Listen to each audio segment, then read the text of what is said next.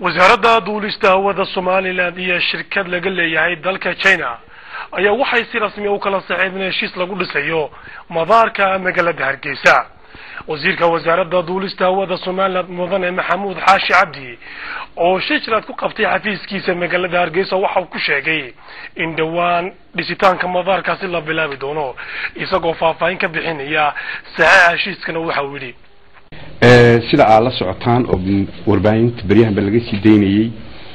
waxa dhawaan la qaaday tender ama qandaraas ku saabsan labada madaar berberiya Hargeysa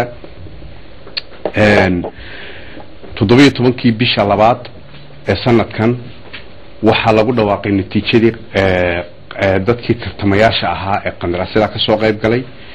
shirkadani halkan maanta heshiis ku kala saxaanayna waxay kamid ahayd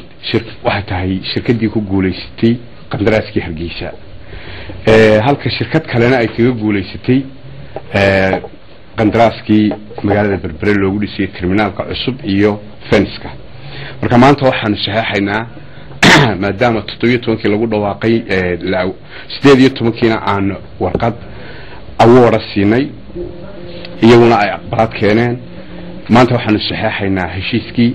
nidaamka iyo xeerkuna waxa way 30 maalmood gudahood in heshiiska la saxeexo qalabkoodina ay soo raraan si shaqadii loo bilaabo marka maanta ayaa oo bishu tahay saddexaad ayaan heshiiskii saxeexaynaa intaas unba munaasabada runtii ay ahayd waxaan u mahadnaqaynaa Ilaahay subxaanahu wa ta'ala waxaan u mahadnaqaynaa runtii boqorka iyo shacbiga iyo dawladda Kuwait oo runtii taageeradan siisay waxaan u mahadnaqaynaa dhammaan dadkii nagala shaqeeyay hawshan loo fududeeyay oo kamid yahay Dr. Nabil oo runtii hawshan kaalin weyn ka qaatay oo